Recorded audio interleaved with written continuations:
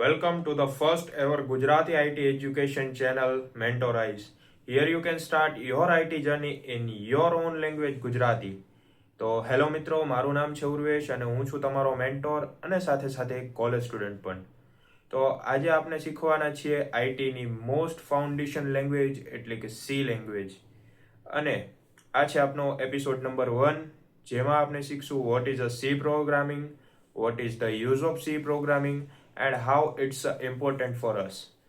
તો શીખતા પહેલાં હું તમને એ જરૂરથી કહીશ કે નવી લેંગ્વેજ છે, તમને કાંઈ ખબર નથી તો ચિંતા કરવાની કાંઈ જરૂર નથી. આપને સ્ટેપ બાય સ્ટેપ નર્સરીમાં જેમ ABCD શીખવવામાં આવે તેમજ તમને બધું લોજિક અને બધા સ્ટ્રક્ચર સમજાવવામાં આવશે. તો સ્ટાર્ટ કરીએ વિડીયો. તો આપનો ફર્સ્ટ ક્વેશ્ચન છે વોટ ઇઝ ધ પ્રોગ્રામિંગ. તો પ્રોગ્રામિંગ એટલે કે એક એવી લેંગ્વેજ જેમાં તમે કમ્પ્યુટરને કમાન્ડ આપો છો કે શું કામ કરવાનું છે. જેમ આપણે નોર્મલ પીપલને કહીએ કે ભાઈ આ કામ કરવાનું છે, આવી રીતે કરવાનું છે, તો કમ્પ્યુટર આપણી લેંગ્વેજ સમજી શકતો નથી. તો તેના માટે આપણે જેને કમાન્ડ લાઈન કહીએ છીએ એટલે કે પ્રોગ્રામિંગ, તેના થ્રુ આપણે કમ્પ્યુટરને ઇન્સ્ટ્રક્શન આપીએ છીએ કે ભાઈ તારે આ કામ કરવાનું છે, આવી રીતે કરવાનું છે અને અહીંયા ડિસ્પ્લે કરવાનું છે. જેમ કે લખ્યું છે કે કમ્પ્યુટરને 2 નંબર જોડવાના કયા છે, તો એ નંબર ક્યાંથી લેવા, કે કઈ રીતે એડ કરવા, કે ક્યાં ડિસ્પ્લે કરવા, એ તમને સમજાવવા માટે તમારે કમ્પ્યુટરને ઇન્સ્ટ્રક્શન આપવા પડશે, પ્રોગ્રામિંગ લખવી પડશે કે ભાઈ એડ A + B. તો તમે કીધું કે A ને B સાથે એડિશન કરો, તો કમ્પ્યુટરને ખબર પડી કે આની સાથે આનું એડિશન થશે. અને પ્રિન્ટ ક્યાં કરાવવાનું છે, તો જે કમ્પાઇલર હોય છે તે તમે આપી દો, તો ત્યાં તેમને કમ્પાઇલ કરવામાં આવશે. તો આખા ઇન્સ્ટ્રક્શન આપ્યા તો શેનાથી આપ્યા? પ્રોગ્રામિંગથી. તો પ્રોગ્રામિંગ એટલા માટે જરૂરી છે. જે નેક્સ્ટ પેજ પર, તો એનું એક રિયલ લાઈફ એક્ઝામ્પલ લઈએ કે ચા કઈ રીતે બનાવાય. હા, કમ્પ્યુટરના કામનું નથી પણ આ તો સમજવા માટે કે ભાઈ એના સ્ટેપ્સ આવે અલગ અલગ. ગેસ ચાલુ કરીએ, પાણી ગરમ કરો, ચા પાવડર ખાંડ નાખો, દૂધ ઉમેરો, બોઇલ કરો અને સર્વ કરો. જેમ ચા માટે સ્ટેપ્સ હોય છે તો એમ કમ્પ્યુટર માટે પણ અમુક સ્ટેપ્સ હોય છે જેને આપણે પ્રોગ્રામિંગ થ્રુ લખીએ છીએ.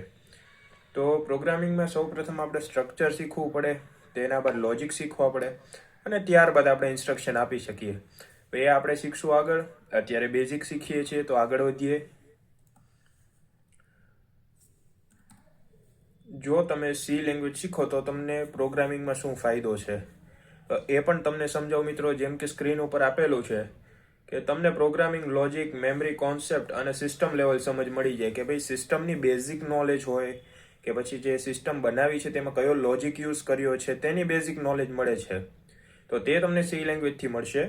ત્યારબાદ જે એડવાન્સ લેંગ્વેજ છે પાયથન, જાવા, C#, C++, એક્સેટ્રા, એ પણ શીખવામાં તમને સરળ પડે છે કેમ કે સી લેંગ્વેજનું લોજિક અને નોલેજ તમને છે પહેલેથી. તો આગળ તમે તેને યુઝ કરીને એડવાન્સ લેંગ્વેજ પણ શીખી શકો છો. તો એઝ અ એક્ઝામ્પલ કે એક ડ્રાઈવર પહેલાં સાયકલ ચલાવતા શીખશે, પછી ડાયરેક્ટ 4 વ્હીલ તો ન શીખી શકે, તો સાયકલ શીખશે, બાઇક શીખશે, પછી ત્યારબાદ કાર ચલાવતા શીખશે. તો એમ આપણે બીજી એડવાન્સ લેંગ્વેજ શીખવા માટે પહેલાં સી લેંગ્વેજ શીખવી પડશે. ત્યારબાદ આપણે ઘણી એડવાન્સ લેંગ્વેજ હોય છે કે જેમ કે રૂબી, C++, પાયથન, જાવાસ્ક્રિપ્ટ, તે શીખી શકાય.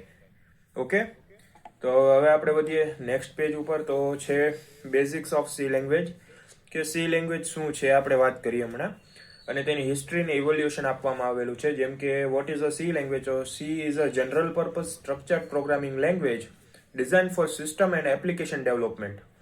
કે સી લેંગ્વેજ છે એ સિસ્ટમને બનાવવા માટે અથવા પ્રોગ્રામ બનાવવા માટે લખવામાં આવી છે. જેમ કે આપણે એડવાન્સ પ્રોગ્રામિંગ શીખીએ તો તેના લોજિક માટે આપણે સી લેંગ્વેજ શીખવું પડે. તો સી લેંગ્વેજ એ બીજા લેંગ્વેજનું બેઝિક્સ છે. Okay, history and evolution. So developed by Dennis Ritchie in 1972 at Bell Labs. તો આ ઉપર જે કાકા દેખાય છે ને એ ડેનિસ રિચી છે. તેમને બેલ લેબમાં 1972ની સાલમાં ઇન્વેન્શન કર્યું હતું સી લેંગ્વેજનું. જેમ કે તમે અહીંયા જોઈ શકો છો, જે કાકાની નીચે છે એ છે બેલ લેબ. ત્યાં તેમને સી લેંગ્વેજનું ઇન્વેન્શન કર્યું હતું. ઇવોલ્વ ફ્રોમ બી લેંગ્વેજ, એટલે સી લેંગ્વેજ હતું તેને બી લેંગ્વેજ પરથી બનાવવામાં આવ્યું હતું. એટલે ABCD નથી, બી લેંગ્વેજ નામની એક લેંગ્વેજ હતી જે સી લેંગ્વેજ જેવી જ હતી, પણ બી લેંગ્વેજ સી કરતાં થોડીક ઇઝી હતી મતલબમાં.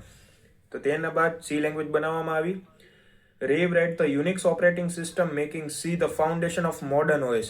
કે અત્યારની ઓપરેટિંગ સિસ્ટમ છે એને સી લેંગ્વેજ હેન્ડલ કરી શકે તેમ નથી, તો તેના માટે હેવી લેંગ્વેજો જોઈએ. તો ત્યારબાદ યુનિક્સ ઓપરેટિંગ સિસ્ટમ છે તેને ફરીથી લખવામાં આવી અને બીમાંથી સી લેંગ્વેજ કરવામાં આવી. ત્યારબાદ ઘણી એડવાન્સ લેંગ્વેજોનો વિકાસ થયો.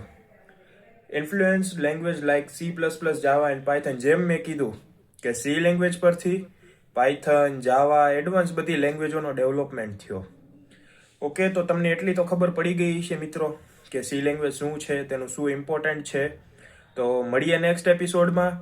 તો જો વિડીયો પસંદ આવ્યો હોય તો ચેનલને લાઇક કરો, સબસ્ક્રાઇબ કરો અને તમારા બાદકી બધા મિત્રોને શેર કરો, જેથી તેમને પણ ખબર પડે કે ગુજરાતી આઈટી એજ્યુકેશન ચેનલ પણ આવી ગઈ છે. Thank you.